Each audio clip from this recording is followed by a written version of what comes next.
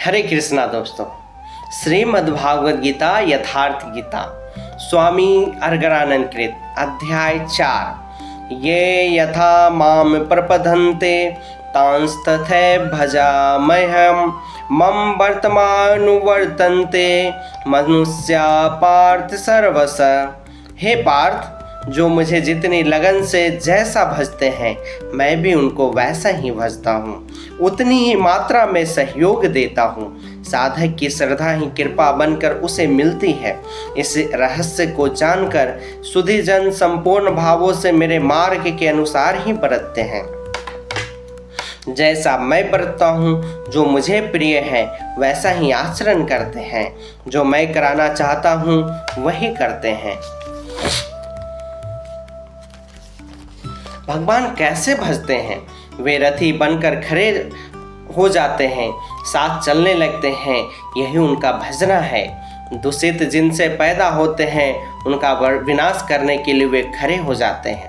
सत्य में प्रवेश दिलाने वाले सद्गुणों का परित्राण करने के लिए वे खड़े हो जाते हैं।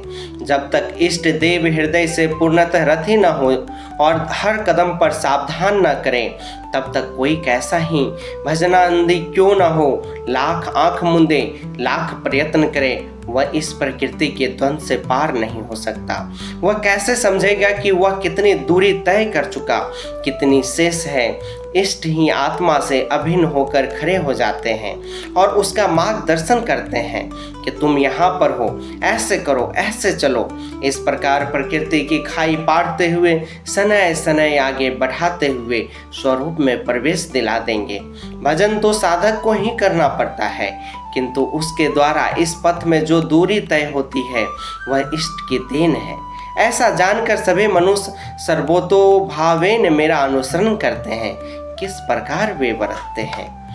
कारण छन्तः कर्मणाम सिद्धि यजन्त इह देवता क्षिप्रम हि मानुषे लोके सिद्धि भवति कर्मजा।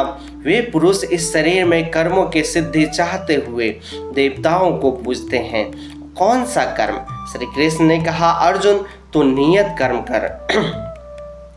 नियत कर्म क्या है? यज्ञ की प्रक्रिया ही कर्म है। यज्ञ क्या है? साधना की विधि विशेष जिसमें श्वास प्रश्वास का हवन, इंद्रियों के बहिर्मुखी प्रवाह को संयम अग्नि में हवन किया जाता है, जिसका परिणाम है परमात्मा। कर्म का शुद्ध अर्थ है आराधना, जिसका स्वरूप इसी अध्याय में आगे मिलेगा। इस आराधना का परिणाम क्या है? संसिद्धिम परम सिद्धि परमात्मा यान्ति ब्रह्मा सनातनम। शाश्वत ब्रह्मा में प्रवेश, परम नैष्कर्म की स्थिति। श्री कृष्ण कहते हैं, मेरे अनुसार बरतने वाले लोग इस मनुष्य लोक में कर्म के परिणाम परम नैष्कर्म सिद्धि के लिए देवताओं को पूजते हैं, अर्थात दैवी संपत्ति को बलवती बनाते हैं। तीसरे अध्याय में उन्होंने बताया कि इस यज्ञ द्वारा तुम देवताओं की वृद्धि करो, दैवी संपत्ति को बलवती बनाओ। जो जो हृदय देश में दैवी संपत्ति की उन्नति होगी तो तुम्हारी उन्नति होगी। इस प्रकार परस्पर उन्नति करते हुए परम से को प्राप्त हो जाओ। अंत तक उन्नति करते जाने की यह अंतःक्रिया, इसी पर बल देते हुए श्री कृष्ण कहते हैं, मेरे अनुकूल बरतने वाले लोग इस मनुष्य शरीर में कर्मों की सिद्धि चाहते हुए दैवी संपत्ति को बलवती बनाते हैं, जिससे वह नैष्कर्म सिद्धि शीघ्र होती है, असफल नहीं होती, सफल ही होती है। शीघ्र का तात्पर्य क्या कर्म में प्रवृत्त होते ही तत्क्षण या परम सिद्धि मिल जाती है? श्री कृष्ण कहते हैं, नहीं, इस सोपान पर क्रमशः चढ़ने का विधान है। कोई छलांग लगाकर भावातीत ध्यान जैसा चमत्कार नहीं होता। इस पर देखें। राधे राधे।